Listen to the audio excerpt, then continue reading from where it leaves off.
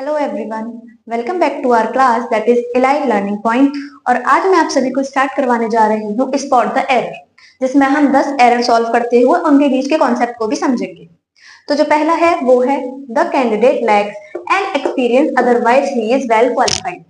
The candidate lakhs singular है, उसके साथ में सिंगुलर वर्ब, तो ये ठीक है।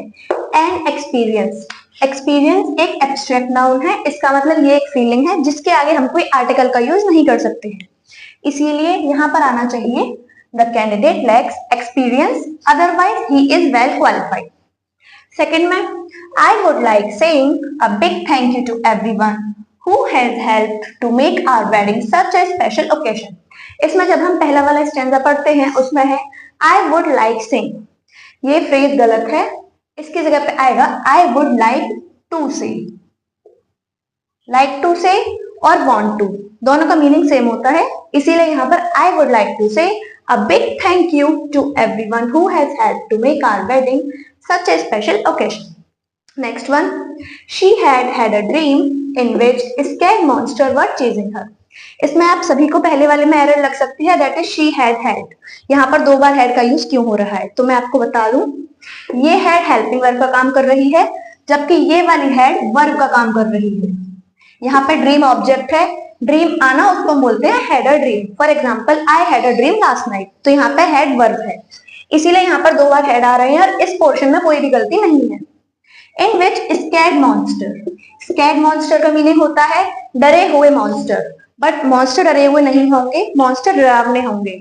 यहाँ पर स्कैर्ड की जगह पर स्कैरी आना चाहिए, जो कि एक एडजेक्टिव होगा और मॉन्स्टर को क्वालिफाई करेगा। Next one, statistics has revealed multiple scam in the organization of the Commonwealth Games. ये हम सभी ने पढ़ा है, किसी किसी वर्ड के एंड में एस आता है बट हम उसको सिंगुलर मानते हैं। For example physics, chemistry, mathematics. Statistics भी उन्हीं में से एक है क्योंकि ये सिंगुलर वर्ब सिंगुलर सब्जेक्ट होता है, बट यहाँ पर इसका मतलब एक सब्जेक्ट नहीं, डेटा को रिप्रेजेंट कर रहा है।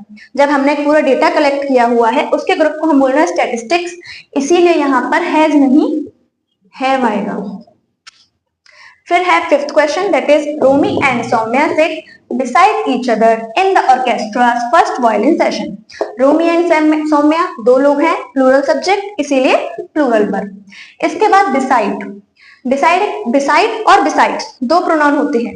beside का मतलब होता है एक दूसरे के अगल बगल बैठना, जबकि besides का मतलब होता है के अलावा।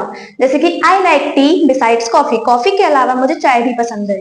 यहाँ पर हमें बिसाइड्स नहीं बिसाइड का यूज करना होगा, क्योंकि रोमी और सौम्या एक दूसरे के अगल बगल में बैठ रही हैं।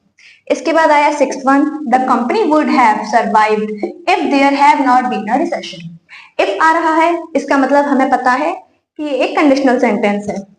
जब इसमें वुड हैव है, इट मीन ये पास्ट में है, तो जो दूसरा वाला है वो भी पास्ट में होना चाहिए, तो हैव की जगह पे had. The company would have survived if there had not been a recession. Next one, Serena Williams daughter Olympia says I teach mom piano and she teaches me tennis.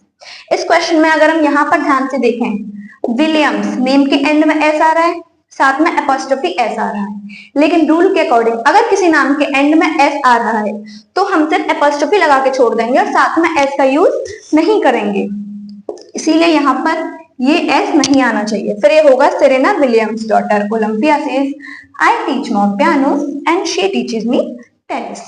Next one, it is me who have to go to my cousin birthday party. ये मैं हूं, it means यहाँ पर ये object नहीं subject होना चाहिए, तो मी की जगह पे I. It is I who have to go to my cousin's birthday party.